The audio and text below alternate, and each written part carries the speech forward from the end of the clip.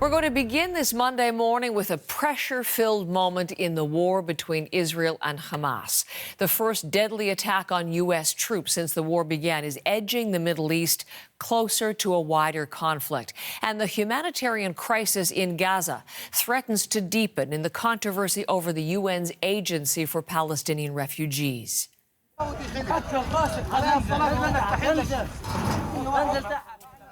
UNRWA, as it's known, has long been a vital lifeline for 2 million Palestinians in Gaza, distributing food and other aid from relief shipments and operating schools and shelters where tens of thousands of people are now seeking refuge from the fighting. The agency is also one of the biggest employers in Gaza, with 13,000 workers. Now its director says UNRWA's operations could end after Canada, the U.S., the U.K. and other countries cut off funding. Now, that cut is in response to Israeli allegations that a dozen UNRWA workers took part in the October 7th Hamas attack on Israel. The head of UNRWA says 9 of those workers have been fired, that at least 1 is dead and 2 others are having identities checked. The UN is carrying out its own investigation. We're going to begin our coverage of this with Marianne this morning. The list of countries, Marianne, suspending those payments, cutting off financing to UNRWA has grown by 1 this morning. Yes, Heather, Austria, now the latest country to join this list, suspending funding to UNRWA pending a full investigation into these allegations by Israel. And it joins that list of others, including the United States, Britain, Germany, even Canada, who have also paused funding in the wake of these allegations. But of course, there are big concerns about the impact this will have in Gaza as that humanitarian crisis continues to unfold. We're hearing about famine there. We also know that UNRWA is a lifeline for about 2 million Palestinians in Gaza who rely on the food and shelter provided by the work that they do there.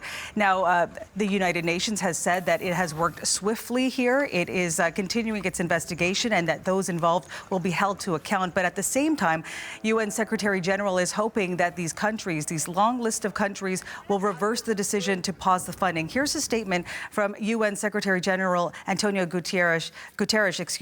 He says, while I understand their concerns, I myself was horrified by these accusations. I strongly appeal to the governments that have suspended their contributions to at least guarantee the continuity of UNRWA's operations. It also says that with this pause in place, it can't guarantee that there will be aid delivered into Gaza this month.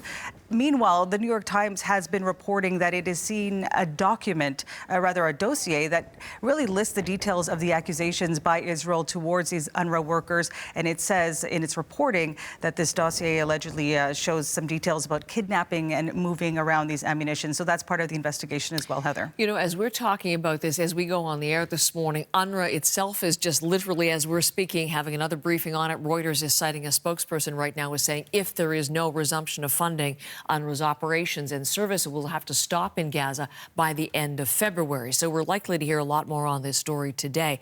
What about initial reaction from here at home, Marianne? Yeah, here at home, Canadian officials saying they take these allegations very seriously, but also a lot of reaction. Conservative leader Pierre Poilievre is one of those who has given a lot of reaction to this, and here's what he had to say. Justin Trudeau funded the same organization whose members helped carry out the genocidal October 7th attack. Justin Trudeau should be ashamed of himself for the way that he has spent our money to fund this terrorist organization. Meanwhile, Canada's United Nations ambassador spoke yesterday saying this is not the case. What we have been doing in supporting UNRWA over the last 75 years has been assisting the humanitarian work of UNRWA. That's what we've been doing. And we want to be very clear that we're going to continue to support the humanitarian situation in Gaza precisely because it's so serious. And let's not make a political football out of this. It has to do with saving lives. And we have to keep our focus on that. Meanwhile, Canada's Minister of International Development said that the country does remain committed to providing aid for Gaza through other relief agencies, Heather. But again, what this looks like over the next few weeks as this pause continues, if this pause continues, a dire situation for those in Gaza. With the deadline looming, and as you say, Austria now a country joining that long list, and you'll be watching for further details today. Marianne, thank you very much.